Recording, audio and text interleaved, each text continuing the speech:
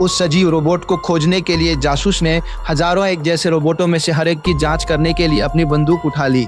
जैसे ही वे दोबारा ट्रिगर दबाने वाला था, दूर कतार में एक आकृति ने हल्की सी हलचल की।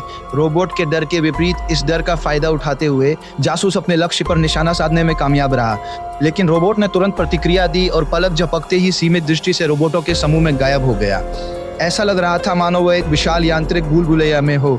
जासूस केवल अपनी गति धीमी कर सकता था और अंतर्ज्ञान से थोड़ा आगे बढ़ सकता था। उस क्षण वो शिकारी नहीं बल्कि शिकार बन गया था।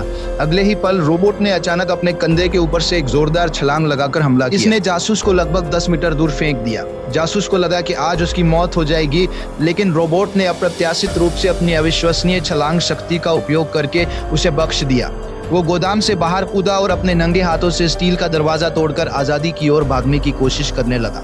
लेकिन बाहर पुलिस ने पहले से ही एक पुख्ता जाल बिछा रखा था। अपनी फुर्ती के बावजूद वो आखिरकार एक बड़े जाल में फंस गया। उसे पूछताछ कक्ष में ले जाया गया, जहां 6 विशेष बल एजेंट कड़ी सुरक्षा में तैनात थे। जासूस ने मृत डॉक्टर की तस्वीर मेज पर पटक दी और पूछा कि उसने उसे क्यों मारा। तब रोबोट ने एक चौंकाने वाला सच बताया, जब डॉक्टर ने उसे बनाया था तब उसने उसमें अधिक स्वतंत्र सोच विकसित की थी। इस प्रकार रोबोट अभी भी डॉक्टर को अपना असली पिता मानता था। डॉक्टर की मृत्यु पूरी तरह से सुनियोजित थी। उसने स्वयं आदेश दिया था, रोबोट को उसे एक इमारत से धक्का देने के लिए कहा था। उस समय रोबोट को यह समझ नहीं आया था कि इससे उसकी मृत्यु हो जाएगी। यह सुनकर जासूस को एहसास हुआ कि डॉक्टर ने मरने का फैसला क्यों किया। यह पता लगाने के लिए मामला कहीं अधिक जटिल है। वो तुरंत अनुसंधान केंद्र के लिए रवाना हुआ, लेकिन रास्ते में 2 सेमी ट्रकों ने उसे आगे और पीछे से घेर लिया। ट्रक के दरवाजे खुल गए और बड़ी संख्या में रोबोट बाहर निकल आए। उन्होंने बिना किसी झिझक के जासूस की कार पर हमला कर दिया, जैसे कि रिमोट कंट्रोल से संचालित हो रहे हों। उन्होंने लगातार हमले किए।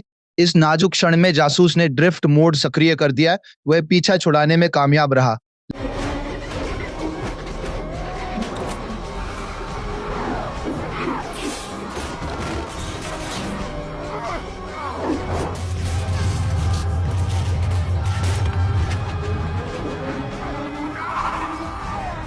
लेकिन कार नियंत्रण खो बैठी और पलट गई। नहीं,